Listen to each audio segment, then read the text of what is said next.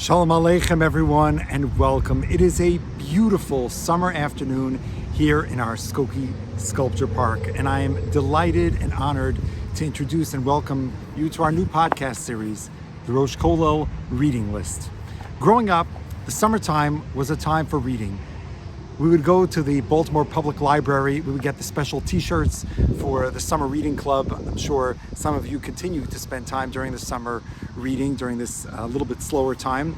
And I found that summer and Bein Hazmanim in general has been an opportunity to expand my horizons, my thinking, both as a human being and as an Oved Hashem. And I am delighted to welcome you on this journey as we explore books that have inspired me and opened my mind to grow as an Oved Hashem, as a human being. The first book that I want to share with you is one that was gifted to me last summer called Into the Magic Shop by James R. Dottie, MD. And without giving away too much of this book, and I will try not to give away too many secrets of books over the course of the coming weeks, this book, which is subtitled A Neurosurgeon's Quest to Discover the Mysteries of the Brain and the Secrets of the Heart, this book is a journey that follows a fascinating individual that can open our eyes into our own spiritual development. One of the descriptions that Dr. Dowdy has in this book, which is a partial memoir of his life and the way that he was introduced to meditation by a woman by the name of Ruth, is how he listened to a class. Someone describes the following. He was glowing, said Dr. Dowdy as he listened to this pediatrician who presented, as he stood in front of the class and talked about his job. Quote, "But it's not a job," end quote, he said.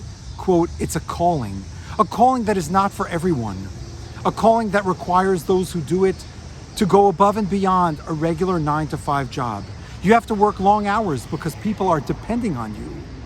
And if you fail them, it could mean they die," end quote. I looked around the room to see if anyone else was as mesmerized as I was. He must have seen me gaping at him, because after his talk ended, we went to recess and he walked up to me and asked me my name. The notion of a calling, not just a 9-to-5 job. Isn't this what our relationship with Yiddishkeit, with Judaism is meant to be? Sometimes in life we feel like it's just a job. We need to check the box.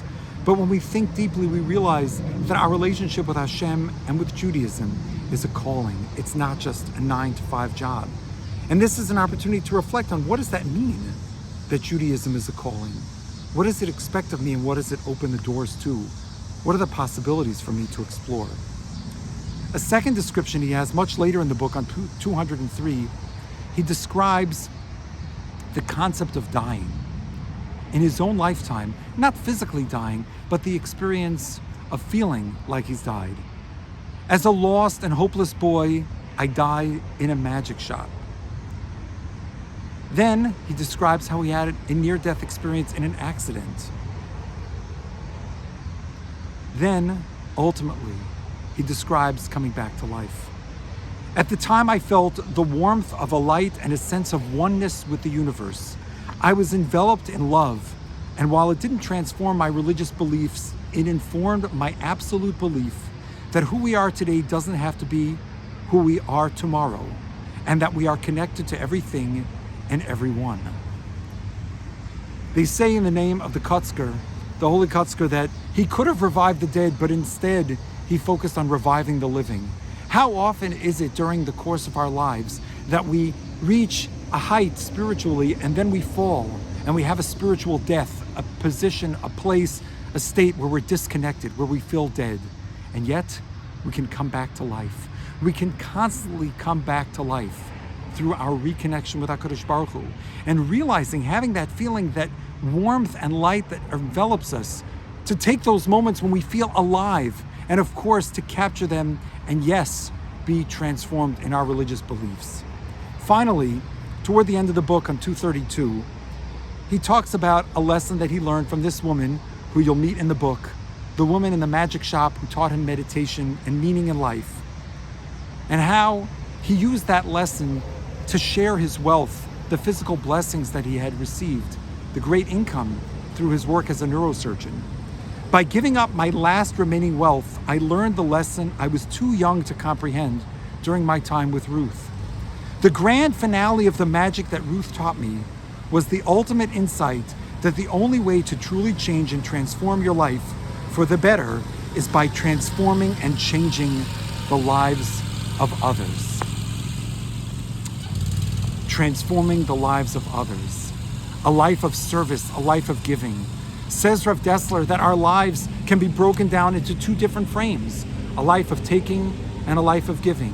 Our interactions can be those of takers and those of givers. The ultimate chayim, what we ask for HaKadosh Baruch Hu over and over during the high holiday, the Yom Noraim season, is to give us chayim, is to give us life, and that life is modeled after Hashem Yisbarach Hu's giving. Says Rav Dessler, life, the koach of life, is a koach of nesina, of giving. Hashem is the ultimate nosein. So when we ask Him for life, we ask us to connect us to Him, the source of giving. It's our opportunity to transform our world just like Hashem by giving, by being a nosein. 3 beautiful insights into the magic shop. I look forward to continuing this journey of learning with you. Have a great day.